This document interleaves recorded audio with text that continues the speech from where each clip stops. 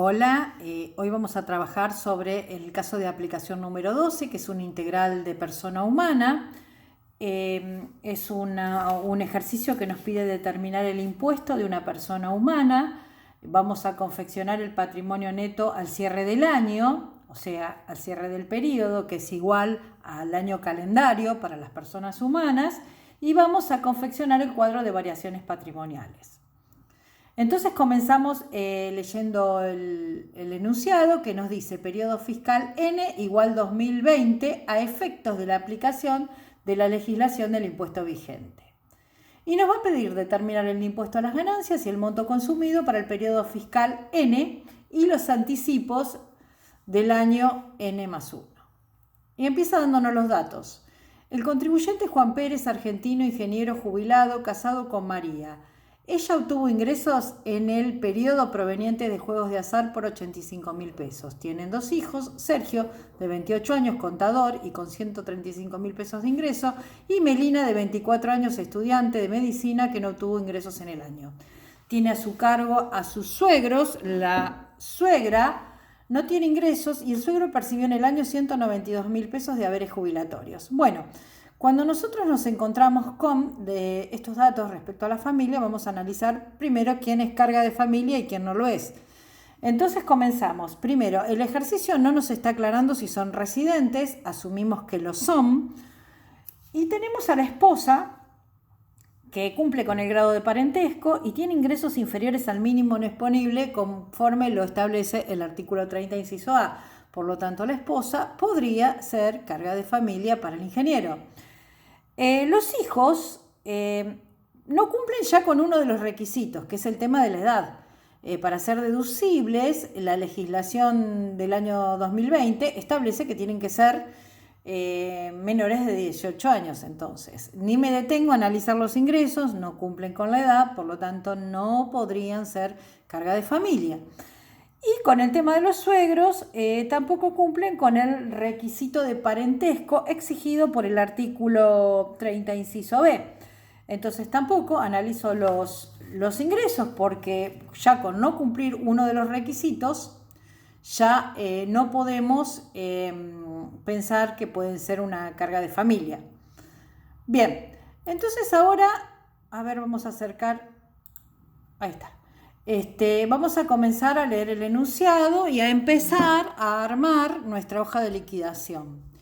Yo ya sé que este caso va a tener rentas de cuarta categoría, rentas de segunda y rentas de primera. Por lo tanto, yo lo que les recomiendo es que vayan haciendo una hojita, pongan cuarta categoría, segunda y primera, porque a medida que va avanzando el enunciado puede ir agregando más rentas. Entonces así cerramos cuando finaliza el enunciado, o al menos todas estas situaciones que generan ingresos y gastos. Bien, entonces el punto A dice que obtuvo ingresos, haberes jubilatorios en el año por 290.000 y que en mayo ingresa a la actividad y percibió 255.000 pesos honorarios por asesoramiento, 48.000 pesos que son los honorarios como director de Max, y tuvo una retención de impuesto a las ganancias de 34.500 pesos. A su vez, también nos da un detalle sobre los gastos incurridos y abonados en el ejercicio y nos dice que tuvo gastos en instrumentos de medición, 5.000 pesos, revistas técnicas, 4.000 pesos, gastos de librería, 1.800 y el alquiler del estudio, 30.000 pesos. Bueno, entonces nos vamos a la solución que propone este ejercicio y arrancamos a armar la cuarta categoría.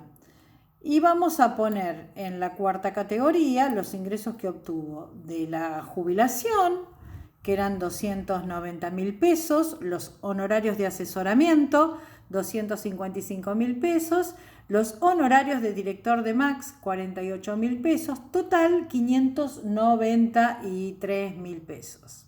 Bien, esos son los ingresos.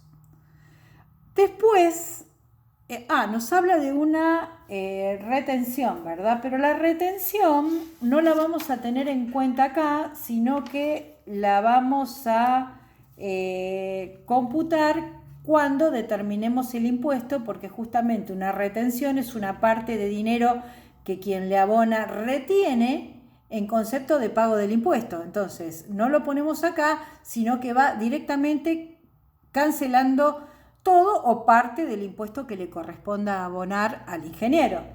Entonces, la retención le hacemos una marquita y la dejamos para el final.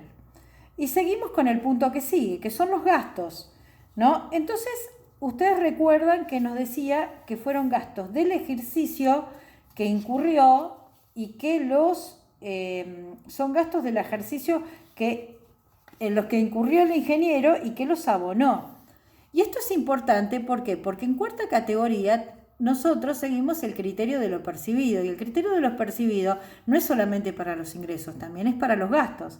Entonces, si esos gastos son imputables al ejercicio fiscal N y el ingeniero los abonó, serían gastos deducibles. Entonces ahí vamos a consignar los instrumentos de medición, que eran los 5.000 pesos, las revistas técnicas, los gastos de librería y el alquiler del estudio. Acá lo estoy marcando con el cursor, que serían gastos del ejercicio, porque además son gastos vinculados con la actividad grabada. Por lo tanto, son gastos deducibles. Muy bien. Volvemos al enunciado. Seguimos con el punto C. Vamos a acercarlo un poquito. Y nos dice que en el ejercicio aportó al SIPA por haber reiniciado la actividad de autónomos. Abonó 11 cuotas correspondientes al año N-1. Lo abonó el 23/12 del N-1. Diciembre del N no lo había abonado a la fecha del vencimiento de la declaración jurada. El aporte correspondiente a su categoría es de 1.900 mensuales durante todo el año. El importe mensual anterior es supuesto. Muy bien. Entonces, ¿esto qué significa? Que hizo 11 de los 12 meses del año de aportes. O sea, no completó el año y la cuota 12, al cierre de la declaración jurada, no la había abonado. Estos, por supuesto que van a ser gastos deducibles, pero el tema que no tiene abonado el año completo va a tener impacto, recuerden ustedes, en la deducción especial que pedía que esté regularizado antes del cierre de la declaración jurada. Eran dos condiciones, los 12 meses completos, y la otra condición era la categoría que correspondía. Bueno, acá tenemos 11 meses. Seguimos con el punto D. Igual el tema de los aportes jubilatorios los vamos a poner en las deducciones generales cuando lleguemos a esa parte. Y nos vamos al punto D, que nos dice que en enero alquiló una máquina adquirida el 10/3 del N-6 en 10.000 pesos. La alquiló en 8.000 pesos por mes. Al 31/12 del N le adeudaban el mes de diciembre gastos 7.000 en reparación de la máquina. Muy bien. Alquiler de la máquina es una renta de segunda categoría. Entonces abrimos una hojita para determinar las rentas de la segunda categoría, que las tenemos por acá. Muy bien, acá está. El alquiler de máquina. El criterio de imputación para la segunda categoría es el criterio, se imputa por el criterio de lo percibido. Entonces, si le pagaron 11 meses en el año, acá lo tenemos, son 8.000 por 11, 8.000 por 11,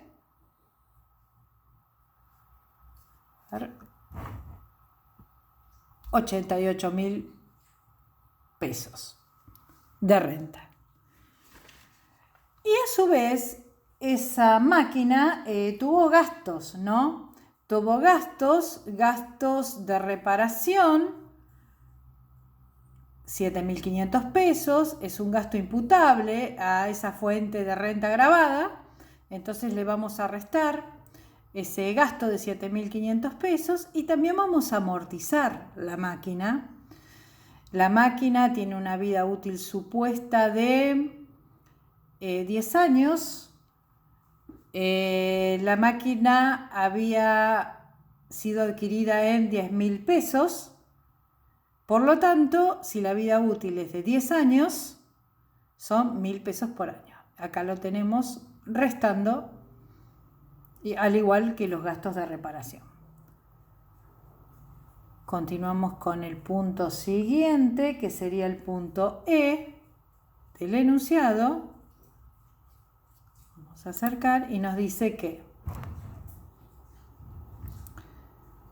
cobró en efectivo en concepto de interés accionario de la cooperativa de crédito y vivienda Hogares 12.000 pesos y 15.500 pesos de intereses de plazo fijo sin cláusula de ajuste en el Banco Nación Argentina. Bien, el interés accionario, de acuerdo a el artículo 48, inciso G, es una renta de segunda categoría.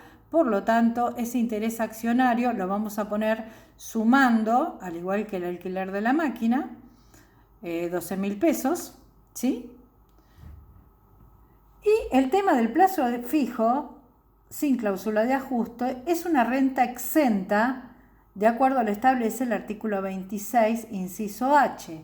Entonces, nosotros acá, por supuesto que no lo vamos a sumar porque no es una renta gravada, pero lo vamos a exponer en el cuadro de variaciones patrimoniales porque es un origen de ingresos. Después vamos a ver en las variaciones patrimoniales cómo juega esto. Pero acá es una renta exenta, no forma parte de la determinación del impuesto, pero sí va a tener impacto cuando lleguemos al punto de las variaciones patrimoniales. Muy bien. Habíamos llegado al punto plazo fijo. Y seguimos entonces con el punto F. Dice, posee acciones en Cerebro S.A., cobró dividendos en efectivo por 30.000 y por sobre el cual le retuvieron 2.100 pesos. Bien, entonces, a ver, vamos con el punto F. Cobró dividendos por 30.000 pesos y le retuvieron 2.100. Primero, acá hay que ver, si bien el ejercicio no lo aclara, cuál fue el periodo que determinó esos resultados que se distribuyeron como dividendos. ¿Cuál fue el balance? ¿De qué balance surgieron esos resultados? Y acá tenemos la posibilidad que sea un periodo que fue iniciado antes del 1 de enero de 2018 y en ese caso, si ese balance hubiera correspondido a un periodo iniciado antes del 1/1/2018, sería una renta no computable, no gravada, que va a tener acá, obviamente que no la vamos a sumar porque es no computable, pero sí hubiera tenido efecto en el cuadro de las variaciones patrimoniales. Ahora, este ejercicio está resuelto con otro supuesto de resolución y está resuelto como si se tratara de un balance de ejercicio iniciado luego del 1/1/2018, porque los grava en el impuesto cedular del artículo 97. Recordemos que el impuesto cedular se calcula por fuera del esquema de liquidación. Entonces, asumimos que acá se trata de un balance con ejercicio iniciado luego del 1/1/2018 y vemos que acá está resuelto con una alícuota del 7%, que corresponde justamente esa alícuota a los balances iniciados luego del 1/1/2018 y antes del ejercicio fiscal 2021. Entonces, en ese caso corresponde esa alícuota del 7%, que lo vamos a encontrar acá, y también nos dice que tuvo una retención de 2.100 pesos. 30.000 por el 7% es 2.100, la retención es 2.100, es una liquidación que se hace por fuera. Entonces, determina, por un lado, un impuesto de 2.100, pero tuvo una retención por el mismo valor. Por lo tanto, el cedular acá nos va a quedar en 0. ¿Sí? Bueno, volvemos al esquema que veníamos trabajando. Y estábamos en el punto F y nos iríamos al punto G. Bien, el señor Pérez, vamos al ítem G. El señor Pérez utiliza su casa del country Las Perdices como casa de fines de semana. Los gastos de las mismas son impuestos y tasas 12.000, seguros 6.000, vigilancia 24.000 y expensas 50.000, total de gastos 92.000. Bien, ¿qué es lo que pasa con el tema de la casa del country? Bueno, no es la casa habitación. Y ustedes saben que el artículo 44F nos dice que si no es casa habitación puede ser una inversión o bien puede ser la casa de recreo veraneo, que sería este caso.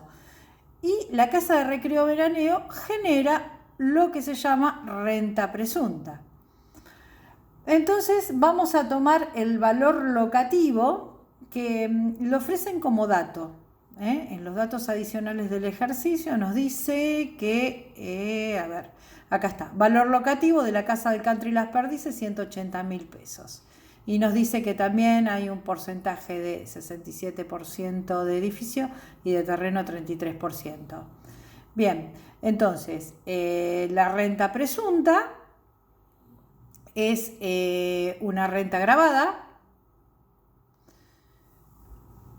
Por lo tanto, tomamos ese valor locativo, lo gravamos y nos vamos al tema de los gastos. Si nosotros tenemos un bien que genera un ingreso, en este caso presunta, pero suma un ingreso, podemos tomarnos los gastos. Entonces, los impuestos, las tasas, el seguro y las expensas van a ir sumando en las deducciones de la primera categoría, totalizando los 92.000 pesos de gastos.